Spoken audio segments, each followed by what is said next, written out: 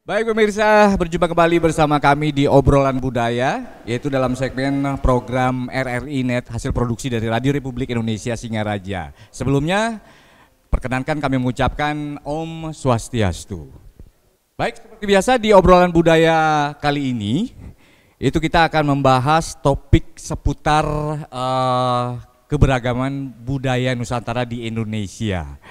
Nah, topik yang kita angkat di episode kali ini yaitu adalah di balik seni videografi. Ketika kita berbicara soal videografi itu tentunya pada umumnya sudah banyak mengetahui videografi memiliki peran penting ya yang sangat aktif dalam aspek-aspek kehidupan manusia. Salah satunya mungkin yang pernah kita lihat secara realitasnya, yaitu video-video yang dihasilkan oleh para pelaku videografi di dunia videografi. Itu seperti video-video motivasi, terus juga ada video-video mungkin promosi tentang pelestarian budaya. Nah, itulah kenapa obrolan budaya kali ini menghadirkan seseorang tokoh inspiratif, yaitu narasumber di bidang videografi, karena memang seperti yang kita ketahui videografi itu tidak lepas kaitannya dengan budaya Nusantara. Pasti dari pengenalan tentang pelestarian budaya Nusantara di Indonesia dan juga promosi budaya kita di Indonesia. Baik, sebelumnya kita akan menyapa terlebih dahulu tokoh inspiratif kita atau narasumber kita di kesempatan kali ini, yaitu langsung saja saya akan menyapa. Yang pertama ada Bapak Gede Yudi Astra yang biasa dipanggil Bapak Yudi, yang saat ini berprofesi sebagai fotografer dan juga videografer ya. Sekaligus beliau adalah salah satu anggota yang tergabung dalam organisasi atau komunitas videografer yang ada di Kabupaten Buleleng ini yang bernama Sineas. Baik, langsung saja kita menyapa terlebih dahulu narasumber kita yang pertama, Bapak Gede Yudi Astra. Bapak Yudi, halo, apa kabar Pak Yudi? Terima kasih banyak atas waktunya, baik sekali. Astungkare ya. Astungkare. Selamat datang di obrolan kami, obrolan budaya RRI Net Radio Republik Indonesia Singaraja, dan terima kasih atas kehadirannya di obrolan budaya kali ini.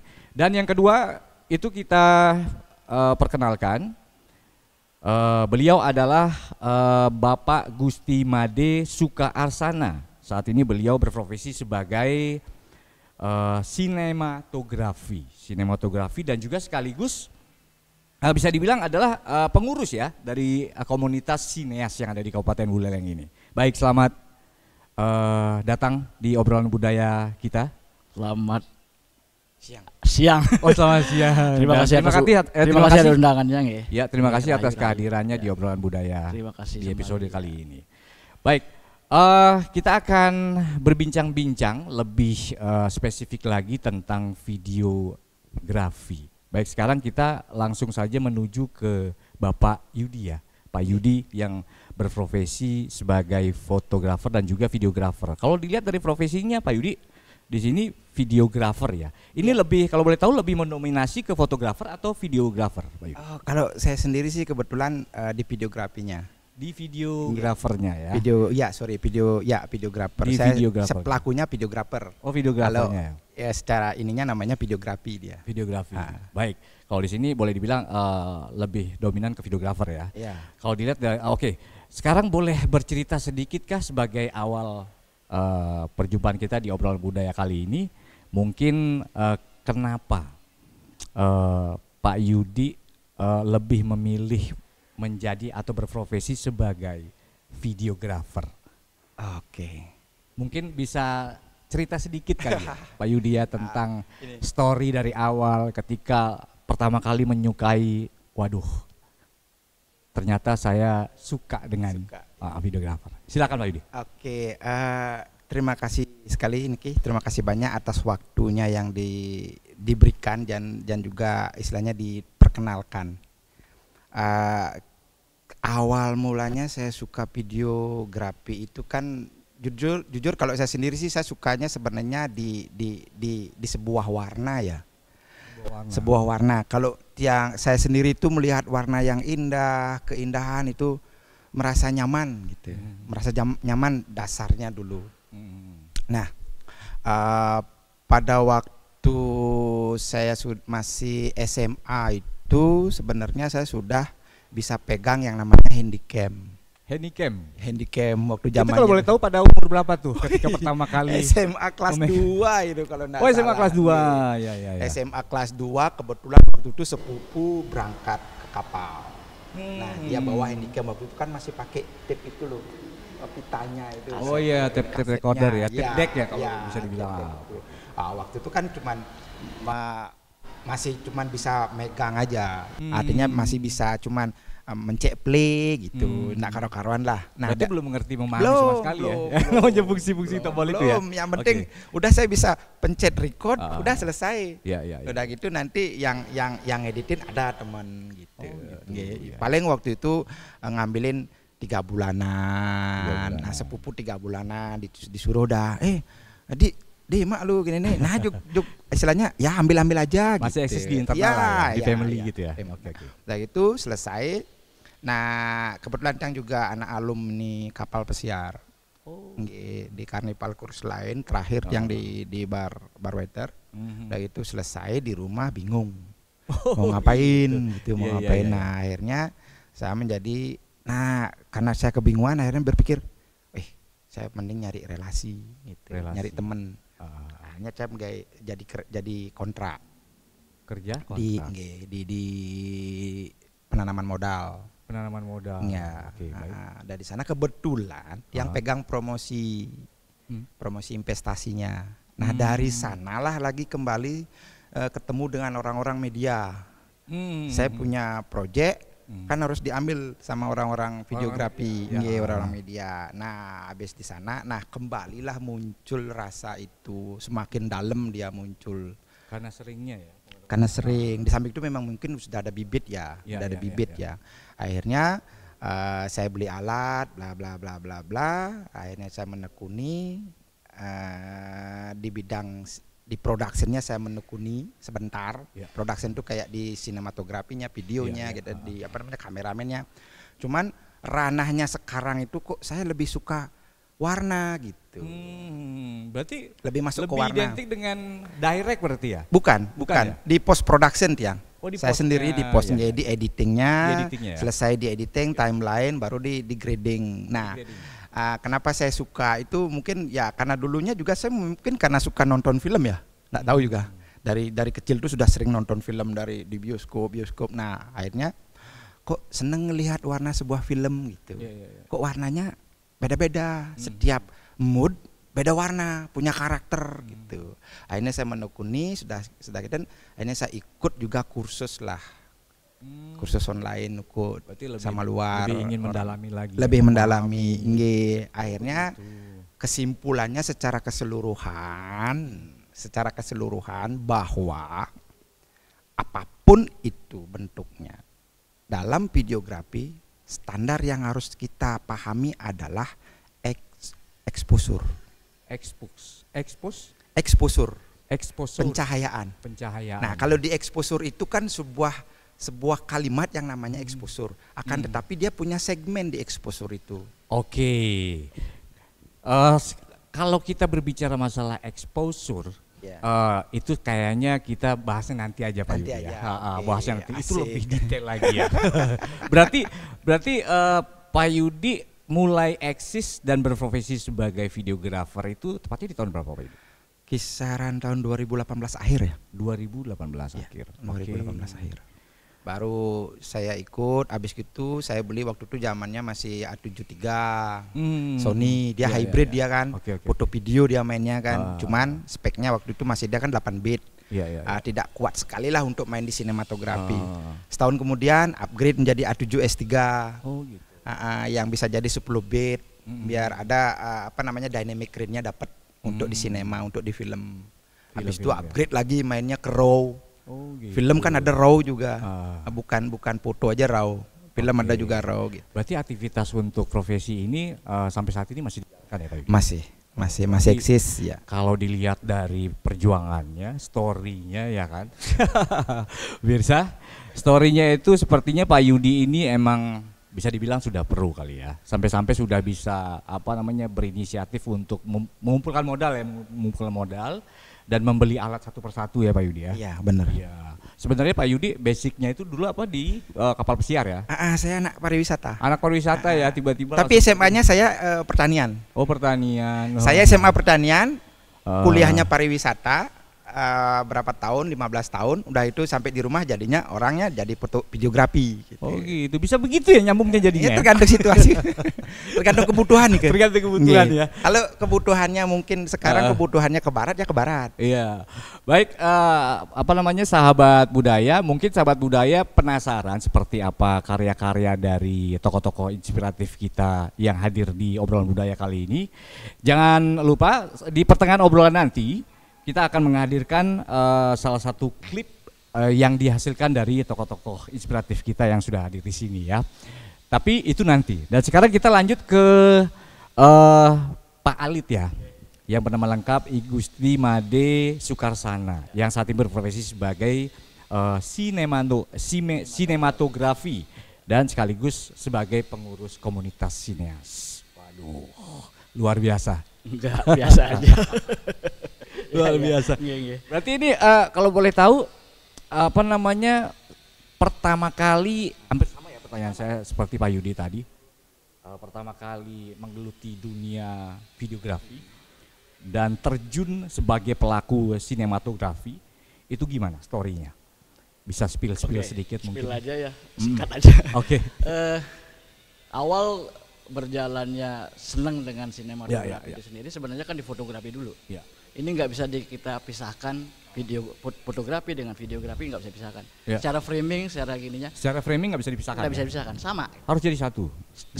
Secara teknis sama. Teknisnya sama. Ya, secara sistem sama. Jadi framing, foto, video sama. Cuman berbedanya adalah freeze dan movie.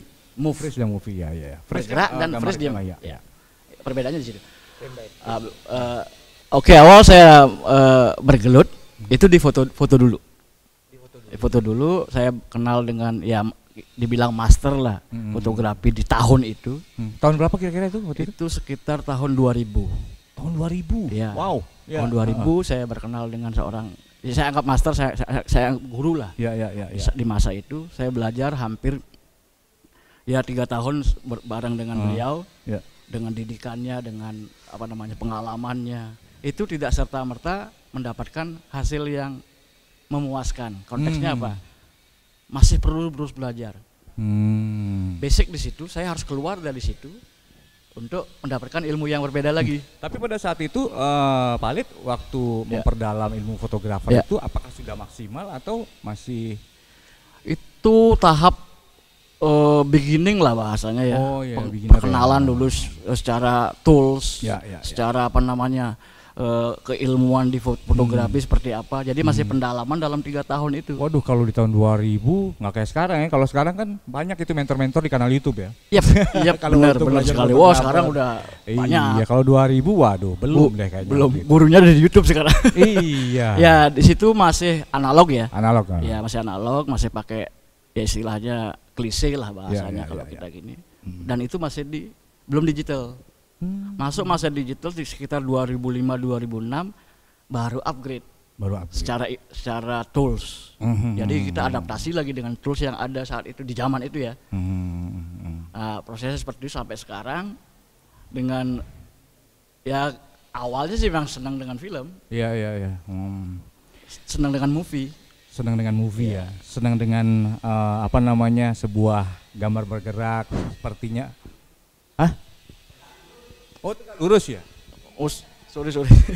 Oke, ulang. Take ulang nih. Oke, dah. Oke. Dari jawaban terakhir tadi seperti apa? Ya. Pak Alit? Ya, masuk di digital itu di sekitar 2005-2006 mulai kita improvement secara tools, secara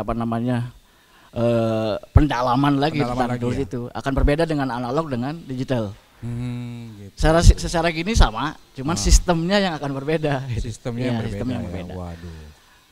Ya, sebuah tantangan sih. Sebuah tantangan ya. Ya. Ya, sahabat budaya, sepertinya kita obrolan kita kali ini lebih mengarah ke teknik ya ternyata ya. Baik, sebelum kita mengarah lebih jauh lagi ya tentang teknik, dari Bapak Yudi mungkin saya boleh bertanya, apakah sempat memiliki karya-karya mungkin tentang yang namanya karya visual ya, yang pastinya karya visual. Karena di sini kan Pak Yudi saya lihat profesinya sebagai videografer ya kan, videografer. Mungkin karya-karya visualnya seperti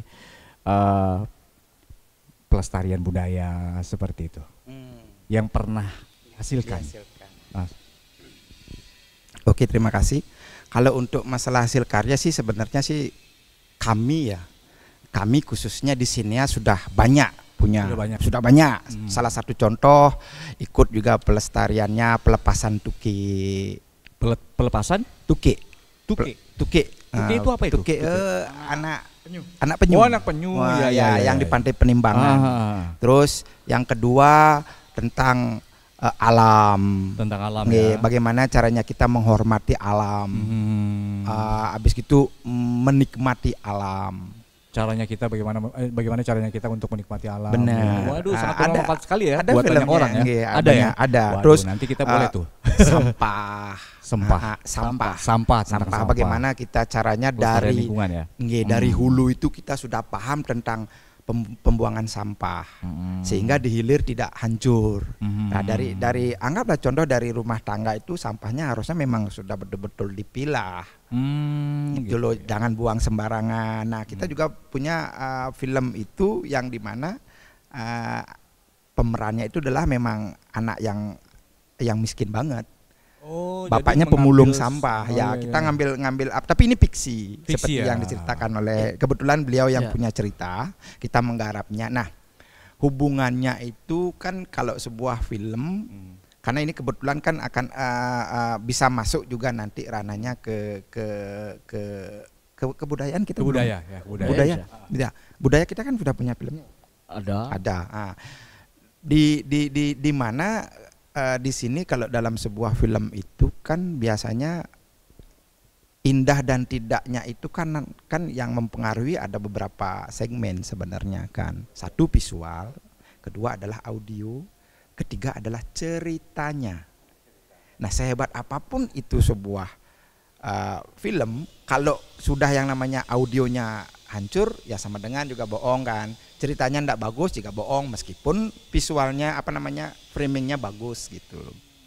Nah, makanya di sini kan harus kita bisa konsepin dulu ini mau pakai tema apa ya gitu. Kalau mau tema kebudayaan kita ngambil warnanya yang identik sekali dengan budaya. Ya paling kayak istilahnya kayak di pewarnaan itu paling dia mainnya di bleachingnya banyakin, kontrasnya banyakin. Dia kan agak ke jadul-jadulan dia biasanya kalau budaya nih kan gitu. Jangan terlalu pop gitu. Nah, itu dari teknisnya ke grading sih sebenarnya, ke pewarnaan ya. Oke. Baik, di antara karya-karya yang sudah disampaikan Pak Yudi tadi ya kan, ini karya-karya visual tentang budaya yang paling menonjol mungkin dari yang paling biasa. Kalau misalkan kita membuat salah satu karya visual itu kan pasti kita punya penilaian sendiri ya. Ada rasa puas seperti itu. Mungkin dari Pak Yudi yang mana nih? Kalau saya sih tentang sampah ya. Tentang sampah ya? Kenapa bisa tentang sampah? Itu perjuangannya berat. Perjuangannya berat ya? Iya, karena kita syutingnya 1 hari full ya. Itu video video dokumenter atau? Bukan, film fiksi dia. Oh, film fiksi. Film fiksi, tapi kita mengangkat tentang tentang sampah. Tentang sampah. Sebuah anak muda, cewek yang punya cita-cita, dia punya cita-cita biar sukses, akan tetapi dia anak sampah. Mohon maaf ini bilang anaknya bapaknya pemulung. Nah, gitu. Dia kehidupannya dia memang pemulung, tapi si anak kecil ini sudah dia SMA. Dari sana dia juga mendapatkan sebuah pembelajaran dari pembelajaran ayahnya. Nah, begitu dia melihat sampah dia peduli langsung. Ya, dia care about sampah gitu, care about environmental dengan lingkungan. Tanpa sengaja dia menemukan sampah, dia ambil sampah itu gitu. Tapi dia punya mimpi yang tinggi gitu. Karena sudah terbiasa mungkin. Karena itu. Bisa jadi video film itu bisa sebuah apa ya? Bisa dibilang karakternya motivator ya, motivasi. Motivator. Oke. Itu tahun berapa kira-kira diproduksi? Ada 3 tahun yang lalu aja.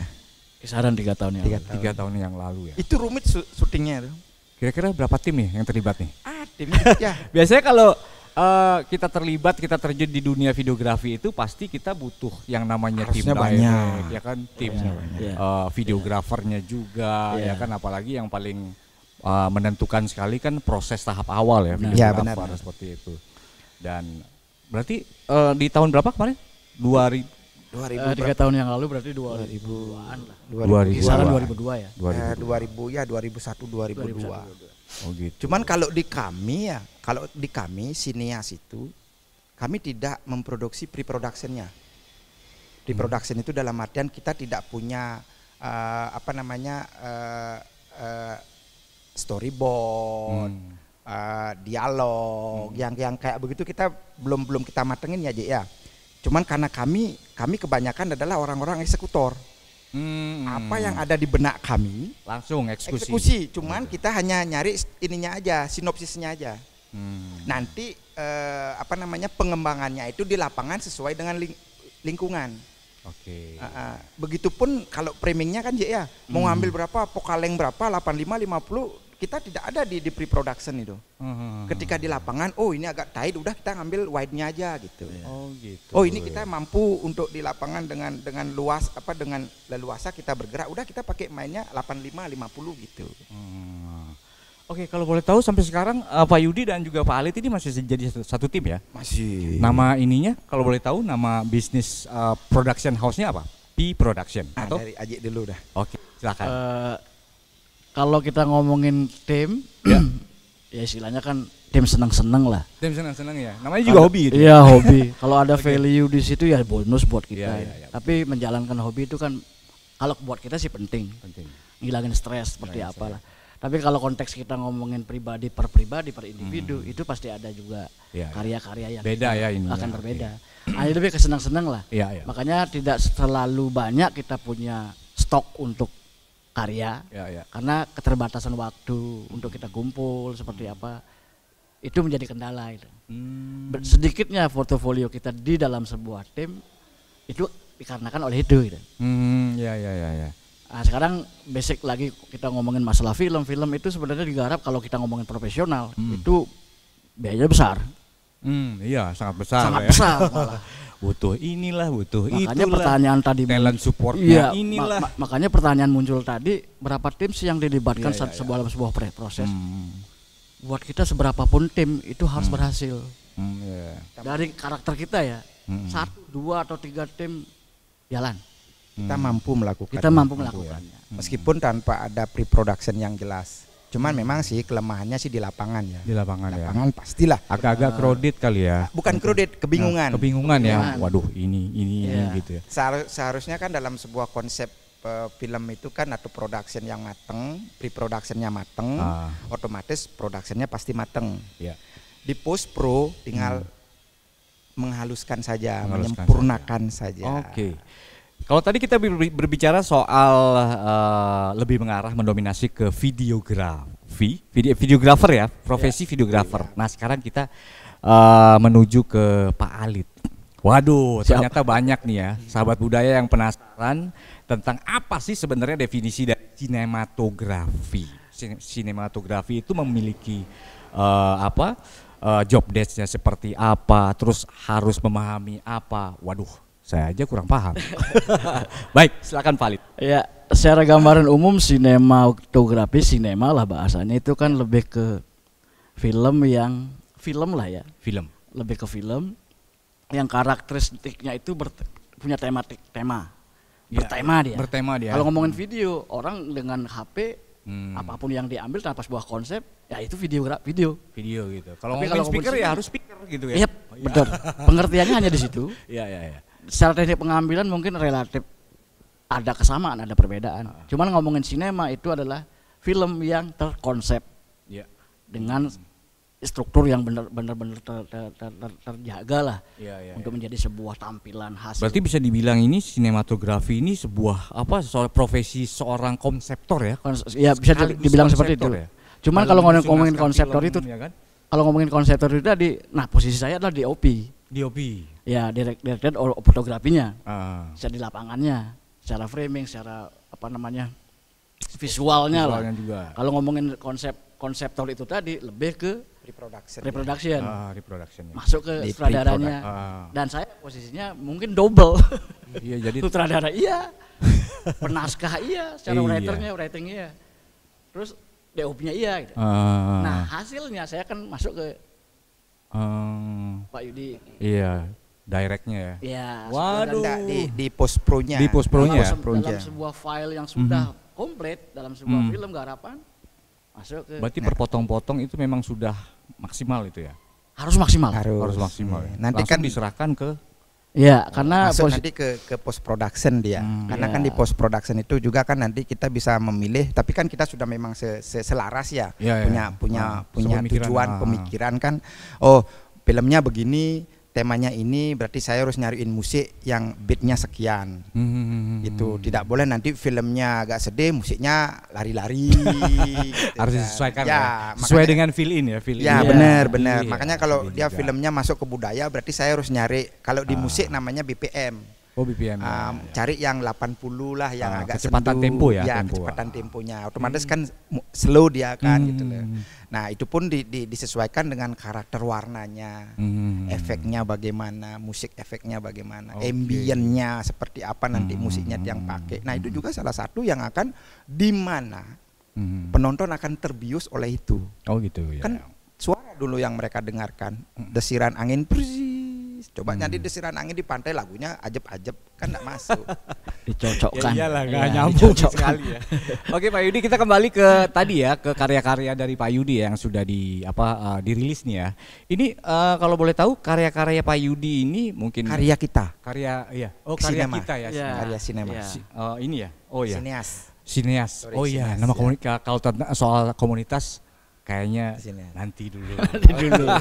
Oke, kembali ke karya-karya. Ini durasinya apa nih? Maksudnya termasuk kategori video short kah atau apa? Kalau dibilang sih sebenarnya short movie ya. Short movie itu di bawah dari enggak ada 15 menit itu. Oh gitu. Cuman 10-an dia. Dia short movie dia. Oh, short movie ya. Kalau boleh tahu dari Pak Yudi atau Pak Halid sempat punya karya atau ini nggak memproduksi film-film dokumenter tentang budaya? Film dokumenter tentang budaya kan tentang ini ya Ji, dalang Sembroli banyak. Makanya saya sebut tadi kalau ngomongin tim, karya sebuah tim ya terbatas kita punya. Ya itu tadi kendalanya banyak hal lah. Berarti sudah sempat ya merilis atau memproduksi sebuah film dokumenter ya berjudul Dalang.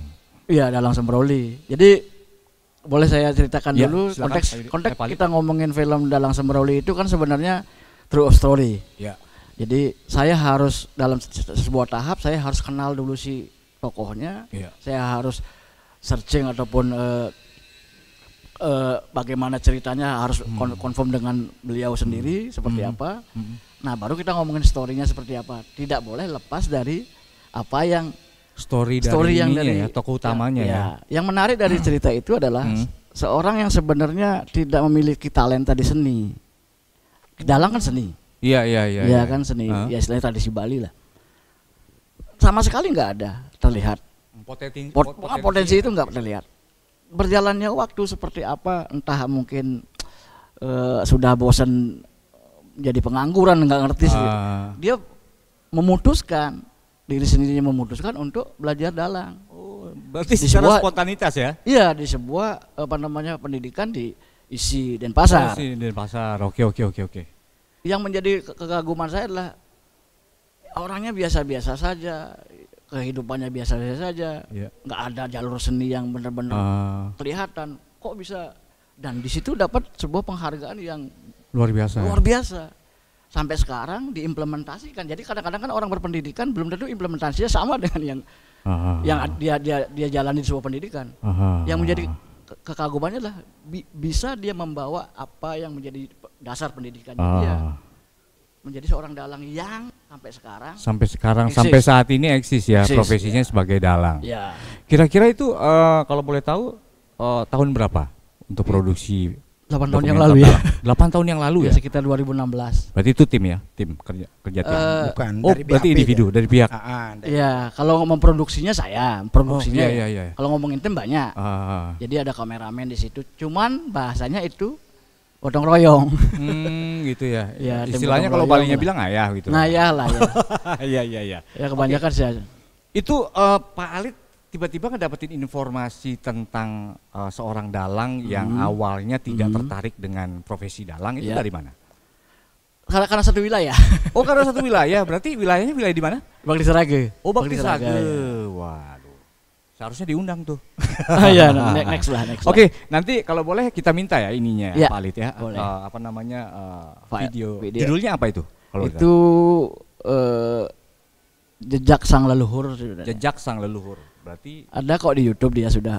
Sudah ada di YouTube ya. Berarti nanti kita sahabat budaya. Ya. Seandainya sahabat budaya penasaran dengan hasil karya visual dari Pak Alit, silakan cek di kanal YouTube ya. Judulnya Jejak Sang Leluhur. Jejak Sang Leluhur. Ya. Oke.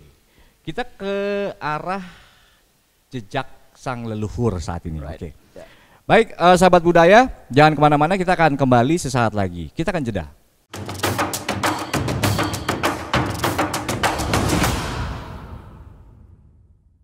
Baik, sahabat budaya, kembali lagi bersama saya Niko Ardinata, masih dalam segmen obrolan budaya di episode kali ini, dan masih juga bersama tokoh-tokoh inspiratif kita, dan masih juga dengan topik yang kita bahas yaitu di balik seni videografi.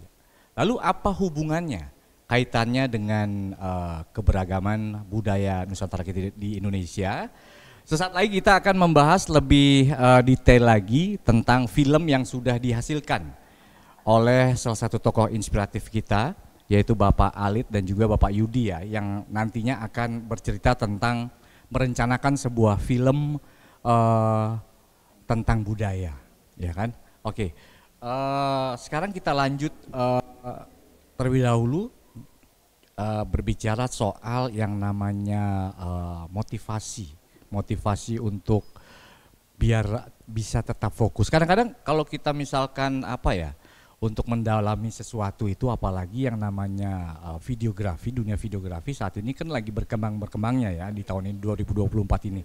Apalagi sekarang banyak videografer dadakan yang yang secara tidak langsung dia langsung terjun dan menjadi konten kreator di beberapa media sosial ya begitu.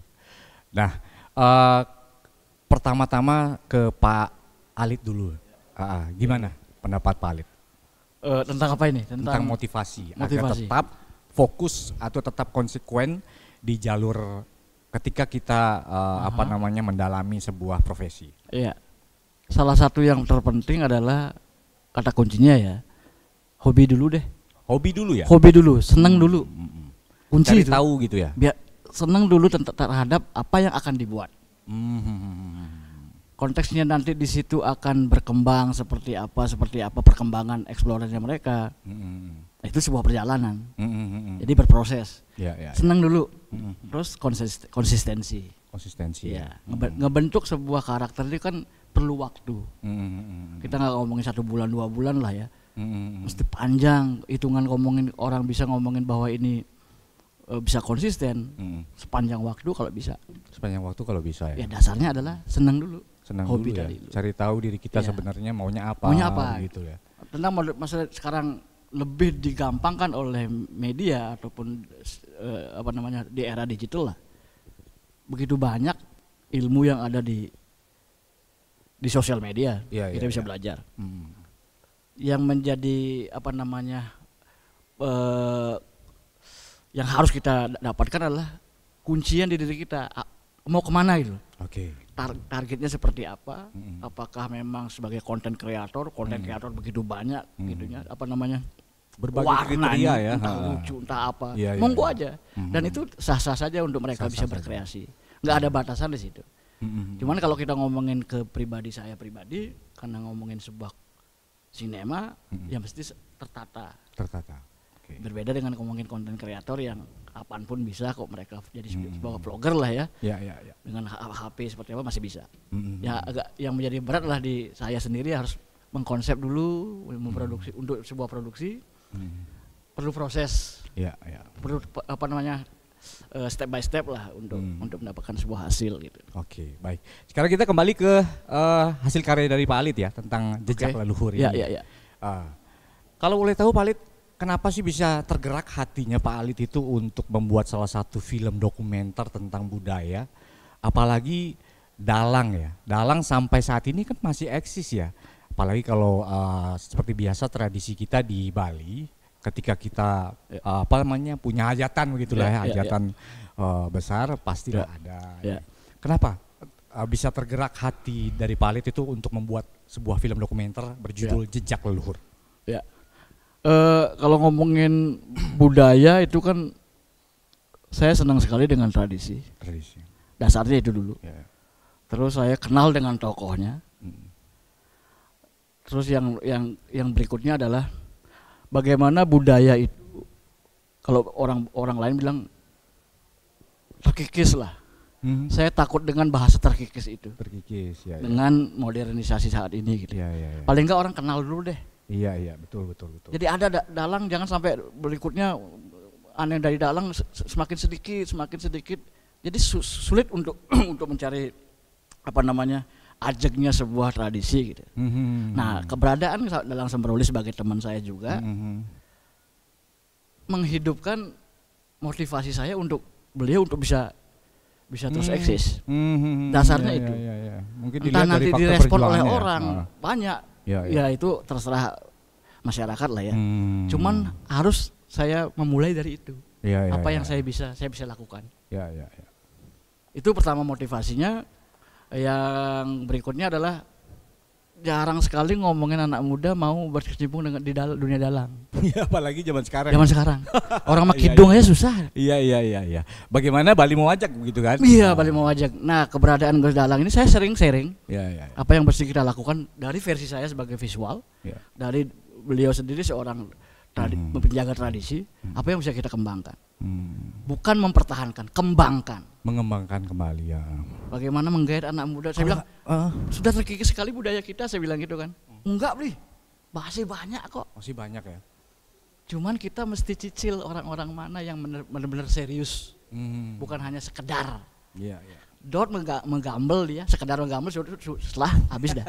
Hanya sekedar show off. Media sosial. Oh, saya bisa menggambel, tidak sebuah rutinitas lah untuk belajar. Untuk keberlanjutan. Itu kadang-kadang saya kadang-kadang miris. Agak ini juga kita ya dengan generasi muda saat ini ya. Kayaknya kita perlu sedikit edukasi ya, mengedukasi ke mereka seperti itu. Oke. Terus sempat nggak Bali terbayang terlintas untuk terus mengembangkan film-film dokumenter tentang budaya? Mungkin boleh saya katakan saat ini kan memang kalau kita lihat budaya Bali tradisi yang namanya Aje kan. Itu kan boleh kita katakan sudah mulai punah kan ya. Nah, mungkin apa pendapat Pak Alit untuk biar bisa mungkin ada inspirasi apa? Sebenarnya itu tidak bisa satu orang lah ya. Tidak bisa satu orang. Kita harus bersama-sama. Semua stakeholder harus berperan di situ. Saya sebagai seorang filmmaker atau kita ngomongin filmmaker lah ya. Ada keterbatasan yang tidak bisa kita jalan sendiri. Balik tadi sebuah karya besar ya bahasanya perlu pembiayaan, perlu memang bener-bener dari hati lah. Dari hati itu ya. Makanya ngomongin tim tidak perlu saya tim besar. Tapi komitmennya terbatas. Mending saya tim kecil, tapi komitmennya bisa kita luar biasa. Konsekuen lah ya. Konsekuen. Bahasa tetap ngomongnya sesuai dengan tadi, hatinya begitu. Banyak sekali sebenarnya yang mesti kita lakukan. Cuman itu tadi perbanyak forum, perbanyak sharing. Di balik sharing itu pasti ada sebuah ide yang bisa kita implementasikan. Oke. Ngomong-ngomong soal forum ini ya. Sharing pendapat. Nah, kira-kira Di Kabupaten Buleleng ini mungkin seperti profil dari Pak Alit dan juga Pak Yudi sendiri kan tadi sebagai salah satu anggota dan juga pengurus ya, pengurus di komunitas videografi Sineas. Nah ini kalau boleh tahu berdirinya Sineas ini sejak kapan? Berdirinya kurang lebih tahun 2021.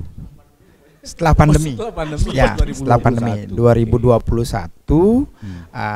Karena waktu itu kan kita sih karena yang sendiri sama Gus Alet sama teman satu lagi ingin sih ada komunitas. Komunitas itu dalam artian tidak harus kita kemana-mana bersama kan begitu ya, karena kan setiap orang kan punya kepentingan dan punya bisnis mereka sendiri-sendiri. Contoh sendiri kayak Tiang pegang perusahaan Tiang namanya Buleleng Times, kayak Gus Aletnya namanya BAP, Bali Atmosphere Picture. Nah di luar dari kegiatan Sineas ini kita nyari makan sendiri-sendiri. Nah ketika Tiang punya progres, punya punya pesanan, Tiang panggil ragane, jadi ikut saling sama membackup ya, begitu istilahnya. Benar. Okay. Nah yang satunya lagi teman Tiang Nike ya mereka di bidang wedding wedding internasional. Nah ketika kami Tiang sendiri punya konsep membutuhkan tinggal panggil mereka. Ada lagi asistennya satu, panggil lagi asisten kamera, lighting, boom panggil, duduk ini ada konsep begini, anggarannya Kang Win enggak ada, gitu contoh nih, kita jalan. Nah, ketika ada anggaran ini ada anggaran sekian, Kang Win jangan seperti kita cari makan di perusahaan sendiri gitu. Berapa sisanya Kang Win dapat? Ya udah jalan gitu loh. Fungsinya Sineas ini di sini begitu. Visi misinya bukan kita di Sineas nyari duit aja bukan. Begitu kan, tapi untuk kebersamaan. Iya benar. Sebuah satu inspirasi bisa jadi kita bersama begitu. Kalau misalkan satu hati ya kan. Kalau misalkan karakternya memang beda, waduh, itu udah lain cerita. Kan begini, ya. Kelihatan dari hasil nggak bisa dipaksain juga. Kan nanti kan berproses itu. Berproses. Seiring dengan waktu, mana yang kurang kurang match, dia pasti akan keluar.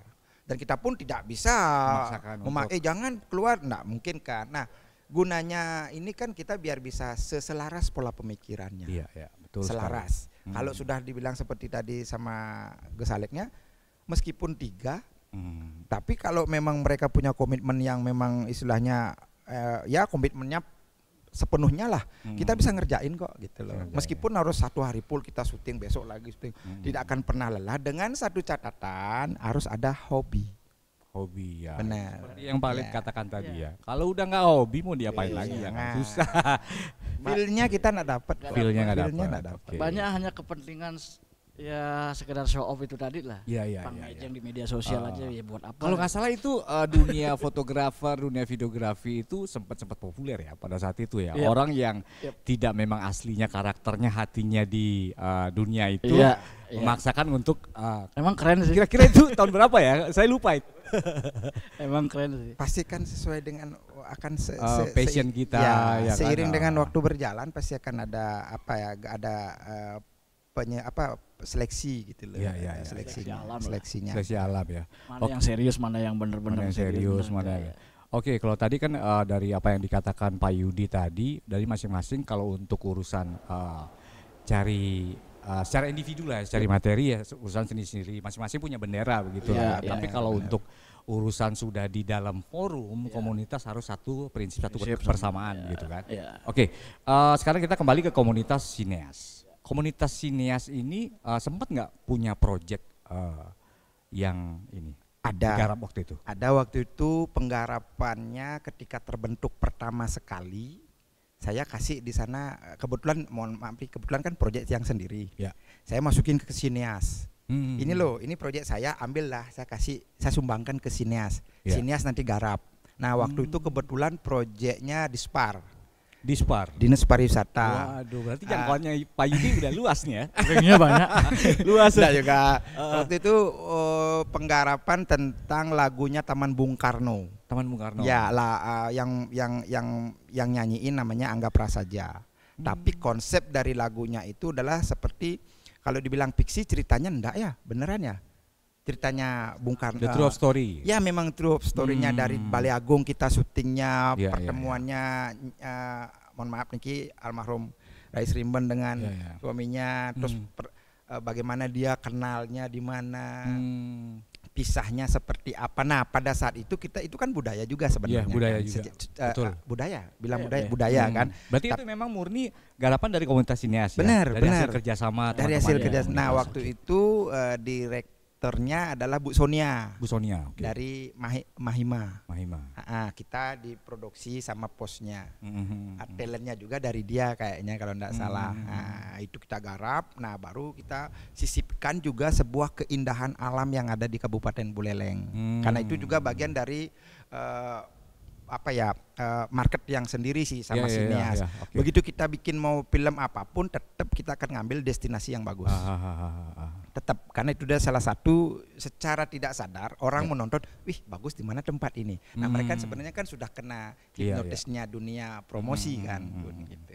Nah, tetap secara visual ya. Ya, secara visual. Karena sebenarnya kalau di visual itu sebenarnya sekarang kan memang hampir metodenya 99% berhasil. Berhasil memang. Kalau betul. visual ya, Iya, maaf Niki. Nah, sehebat apapun, seluas apapun, seterkenal apapun itu, entah itu kuliner. Ya. Tapi kalau mereka tidak mengenal visual, susah mereka untuk promosi. Iya. Bagaimana mereka mau menyampaikan pesan Bagaimana ya kan? benar? Bagaimana mau mereka mau cuap-cuap? Oke. Orang visualnya enggak ada. Visualnya nggak ada. Oke, kita kembali ke komunitas Sias yang sudah digarap tadi, yang itu ya, official video ya kalau nggak salah. Official ya. Musik ya. Oke. Itu kira-kira butuh properti nggak itu? Itu kan flashback ya. Oh iya, benar. Namanya properti yang kira-kira di tahun itu memang Dicocok-cocokkan lah ya. dipas-pasin gitu ya. Nah, disinilah sebenarnya kekuatan dari sebuah warna, color grading. Karena kenapa?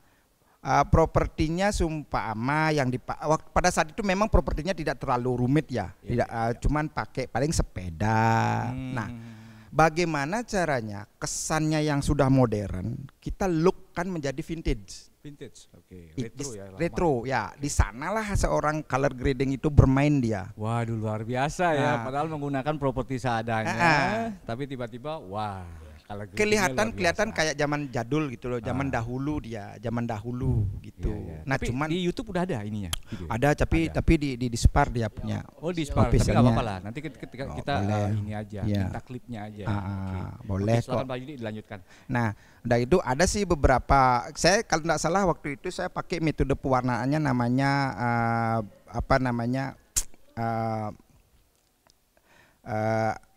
kayak bleach out gitu dia. Warnanya tuh tipis, cuman kontrasnya tinggi dia. Seolah-olah kayak hitam putih tapi masih ada warna gitu. Gitu. Tidak terlalu pop banget gitu. Karena kan memang ini identik tentang sebuah rasa kan. Rasa kan. Ini kan sebenarnya lagu ini kan menceritakan tentang rasa bagaimana perjuangannya dia, yang manakala pada saat itu kan tidak diterima. Akan tetapi karena saking besarnya rasa itu akhirnya ya berani memutuskan. Nah, di sanalah harus juga seorang pewarna itu harus paham betul ini warna ini enaknya apa. Pergantian. Bener. Setiap adegan cerita dia pada saat sedih warnanya begini, pada saat dia bahagia warnanya begini, horor begini, ada adegan ngebeat begini. Iya. Berarti Pak Yudi sekalian include menjadi seorang ini ya, penyusun notasi pada saat waktu ngedirect ya. Pas ininya notasi maksud saya itu urutan naskah. Tidak. Alur cerita. Tidak juga. Oh, alur Tidak cerita juga. langsung ditentukan Di depan. sesuai dengan versi aslinya ya. Hanya dirubah color warnanya. Warna menyesuaikan pada saat tahun itu. Iya, pada saat tahun itu. Cuman kan makanya tak bilang karena di sini kalau dalam sebuah production itu kan keseluruhan. Dalam sebuah production itu sebenarnya setiap segmen itu mereka punya kekuatan masing-masing. Kenapa dia yang bilang kenapa di segmen pre-production itu harus memang betul-betul sudah mateng, raw-nya harus mateng gitu loh. Mentahnya dia tuh udah mateng. Nah, ketika dibawa ke production, dibawa ke gosalitnya, anggaplah di gosalitnya kan di sana juga pasti akan mengikuti direct itu dan gosalitnya pun paham dia. Adegannya sekian. Oh, adegannya dia begini dengan situasi begini saya harus pakai pokaleng sekian. Itu. Nah, ketika dia masuk dari production masuk ke post pro ke tiang sendiri, tiang sudah bisa melihat. Oh, dia pakai ini exposure-nya sekian, warnanya karena mood film ini begini, sedikit tidaknya dia yang pakai 3 contoh warna. 3 contoh warna. Baru tak sampling dia warnanya, kirim lagi ke Gus Halidnya. Ini warna begini masuk enggak kira-kira menurut you gitu. Iya. Wih, pas di tapi mungkin kontrasnya terlalu tinggi. Gitu loh, kita di sini semuanya mengalir dia. Mengalir ya. Ya, sesuai dengan pengetahuannya mereka masing-masing. Dan sumpama pengetahuannya dia di production, di OP, enggak mungkin dia Gus kurang kini Gus. Kan enggak mungkin gitu loh. Tidak sesuai kapasitasnya gitu lah. Iya, karena kita di sinema begitu. Tapi kalau di dalam sebuah perusahaannya masing-masing, kalau di DOP-nya dia, di BAP-nya yang di Buleleng Time-nya, ya tiang kayak jagang sate, dia juga kayak dagang sate. Nah, mungkin kebetulan suatu saat nanti ini paling dia akan bawa ke tiang aja, ditolongin warnain gitu aja. Udah balikin lagi ke dia gitu loh. Kalau tiang butuh DOP, panggil dia. Karena tiang udah masing-masing punya ini ya, keahlian, skillnya ya. Tidak bisa kita mau ini kayaknya kurang. Kalau di sinias memang mengambil filmnya itu kebanyakan di budaya tentang alam. Habis gitu sebenarnya di sana terselipkan sebuah pesan sebenarnya. Dalam film itu ada pesan. Itu yang kuat sebenarnya, pesan itu. Nah, pesan-pesannya apa itu? Contoh kayak yang kita garap waktu itu ya, sinias itu Anak Sampah ini sebenarnya kan pesan tekad. Seberat apapun kamu menjalani hidup, tetaplah kejar cita-citamu, walaupun kamu tertatih-tatih gitu loh. Jangan kamu memandang kamu berada dalam posisi menginjak di mana gitu. Inspiratif ya. Iya. Makanya saya kasih gambaran bukan saya yang kasih gambaran bahwa ini adalah anak dari pemulung tapi punya cita-cita yang tinggi untuk menjadi seorang A gitu. Ada tuh kalau nggak salah saya dulu sempat ini ya, saya baca sih sempatnya salah satu ketua pengusaha Indonesia itu dulunya kan dia besar di ini di tempat pemulung sampah. Dari Makassar kalau nggak salah itu. Mungkin mungkin bisa disesuai kali ya ininya. Tapi ini fiktif ya ininya. Ini fiksi. Oh, fiksi ya, fiksi. Oke, sekarang kita lanjut ke tadi yang penggarapan dari official video tadi ya, Pak Yudi ya. Itu kira-kira butuh berapa orang waktu pada saat penggarapan proses produksinya? Waktu itu sih banyak ya, karena Berarti sifatnya anggota semua terlibat, anggota komunitas. Semua terlibat. Bahkan mereka jadi penari juga ya, jadi talent. Oh gitu. Talent dadakan ya. Kita butuh orang penari 8 gitu. Ada baru 5, ambil cewek-ceweknya 3, yuk masuk jadi dari tari gitu. Iya. Berarti sampai saat ini jumlah anggota komunitas sinias ini ada berapa kalau? 15-an ya kurang 15 lebih. Ya. Cuman untuk saat ini kan itu udah saya bilang tadi kan ada yang bekerja dia di tempat masing-masing sendiri. Tapi kebetulan dalam tahun ini kita belum punya proyek yang memang betul-betul istilahnya mateng banget. Masih nunggu niki engklengnya. Oh gitu. Dari segi finansialnya kita belum, tapi dari segi pre-productionnya udah. Oke. Udah dapat. Tapi anggaran rencana biayanya udah dibuat belum? Nah, itu dah makanya kan. Oh gitu. Itu makanya tapi kalau istilahnya kalau kita enggak berani dulu ngambil anggaran. Kita harus survei dulu. Ini membutuhkan berapa orang, adegannya bagaimana, tingkat kesulitannya di mana, propertinya seperti apa, baru kita bisa ngitung RAB-nya. Iya. Kalau RAB dulu kita ini sebelum kita menjajaki sebuah tempat, contoh nih di dalam penggarapan ini kan di Engkleng ini kan membutuhkan sebuah tempat di mana. Saya punya gambaran kan, dia akan melewati sawah, bentangan sawah, bawa mobil, habis itu melewati air terjun, baru melewati tempat jembatan. Nah rumahnya dia adalah rumah tua banget. Di sana pun ada babinya, ada ini, itu loh. Saya masih kalau kita nyari tempat itu yang persis seperti apa yang saya view-nya ya, environmentalnya, ambience-nya kan susah. Nah kalau ada kita kan harus tahu, kita kesini menghabiskan biaya sekian. Syutingnya di sana berapa orang, talentnya berapa orang, propertinya seperti apa, baru kita bisa cari RAB-nya dia. Secara keseluruhan baru kita tahu. Terlebih dahulu. Iya, nanti di pre-production itu punya. Sejarahnya yang realnya seperti apa gitu. Itu terinspirasi dari mana Pak Yudi? Kalau cerita dari teman. Oh, cerita dari teman. Cerita dari teman itu udah selesai kelar naskah, dialog udah semuanya kelar, cuma actionnya aja belum. Oh, cuma actionnya. Action dalam artian ya syutingnya sama itu finansialnya. Kalau untuk data-data ini permainan tradisional dengkleng ya? Engkleng ya. Engkleng itu Pak Yudi dapetin di mana? Biasanya kan ada di kebudayaan. Ada kebudayaan. Berarti itu memang real ya? Iya. Desa mana dia yang punya? Di samping itu juga desa yang ini kebetulan yang garap ini orang di desanya dia itu terkenal dulu begitu. Salah satunya engkleng itu permainan. Iya, luar biasa ya dulu ya. Engkleng itu sampai menyebar di seluruh Bali. Sampai-sampai nama engkleng itu bisa berubah jadi dengkleng ya kan. Di Denpasar beda juga namanya begitu. Tapi kita kan enggak tahu juga apakah ini punya haknya desa apa, kabupaten apa, kita enggak memikirkan itu. Yang penting sebenarnya kesan yang disampaikan oleh itu oleh film itu adalah kita harus tetap mengingat atau mewarisi kebudayaan itu apapun bentuknya, entah permainan, entah apa. Nah, sedangkan karena sudah digerus oleh perkembangan zaman, anak-anak zaman sekarang ini kebanyakan main PS, main game, sedangkan mereka sudah tidak mengenal yang namanya meslodoran, engkleng atau apapun ya. Nah, justru itulah kami di Sinias itu memberikan sebenarnya memberikan wawasan. Ternyata permainan ini indah loh. Mata kita ndak rusak, malah justru healing dengan pikiran kita enak. Kenapa? Karena kita dapat ambience-nya sebuah tempat yang begitu indah gitu loh. Daripada di kamar main HP baru bangun lihat tembok kan mumet kan. Sebenarnya ingin menyampaikan itu sih sebenarnya kesannya. Jangan tinggalkan. Sebenarnya untuk menjaga ya kelestarian budaya Bali ya kan, mengingat kembali. Bener.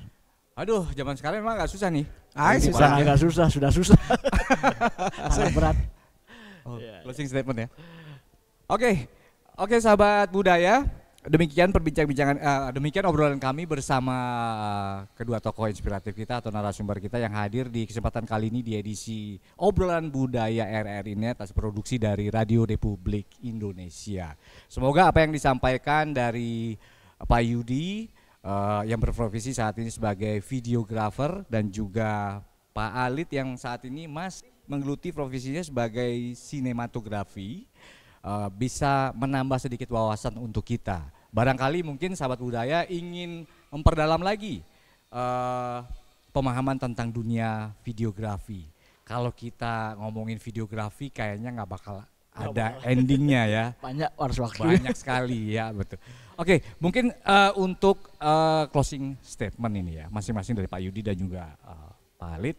Mungkin apa pesan-pesan terakhir, harapan Pak Yudi terhadap generasi muda kita khususnya di Bali ya, untuk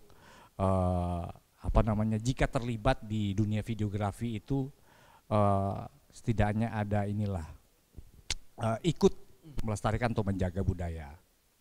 Silakan Pak. Oke, khususnya bagi teman-teman yang bergerak di bidang videografi khususnya berharap sih biar selalu mengangkat apa yang ada di sekitar kita. Dalam artian entah itu budaya, seni, environmentalnya, lingkungannya. Ya kalau ada waktu ya kita bikinkanlah visual-visual yang di mana visual itu adalah menggambarkan atau memberikan sebuah pembelajaran, pemahaman yang nanti di mana audien akan menerimanya dengan sangat positif. Begitu dari saya. Terima kasih banyak. Baik, terima kasih Pak Yudi, luar biasa. Baik, silakan Pak Alit, mungkin ada closing statement yang ya, garis besarnya mungkin sama ya. Ya. Artinya budaya itu milik kita ya. Kalau bisa kita jaga, kita kembangkan malah dengan perkembangan industri saat ini ya, dengan digital zaman digital seperti apa. Nah, garaplah kemampuan-kemampuan yang kamu miliki dengan tools yang kamu punya. Ya. Tidak harus punya kamera kok sekarang. Ada HP yang bisa bisa kamu maksimalkan. Sudah hampir ini ya. Maksimalkan untuk sebuah paling tidak sebuah karya lah. Sebuah karya. Untuk promosi di mana kamu dilahirkan, di mana kamu dibesarkan. Wilayah kamu dibesarkan oleh orang tua. Artinya konteksnya kita cintai budayamu. Kembangkan dengan apa yang kamu miliki. Okay. Jangan berharap istilahnya harus punya kamera deh baru bisa sesuatu kita buat. Enggak. Zaman sekarang sudah digampangkan semua. Itu sih pesan saya kepada adik-adik lah. Ke depan generasi muda saat ini ya. Motivasi diri bikin sesuatu yang kecil dari tools yang kecil juga. Baik, luar biasa. Baik, sekali lagi terima kasih ya buat Pak Alit dan juga Pak Yudi atas kesediaannya hadir di obrolan Sama-sama, budaya ya, untuk ya, episode kali ini, dan terima kasih banyak sahabat budaya. Semoga apa yang disampaikan dari kedua tokoh inspiratif kita ini dan topik apa yang kita bahas tadi mengenai seni di balik videografi bisa bermanfaat untuk kita semua ya. Baik, akhir kata sahabat budaya, saya host Niko Arinata pamit undur diri dan sampai jumpa di obrolan budaya berikutnya. RRI Net, Tonton yang Anda dengar.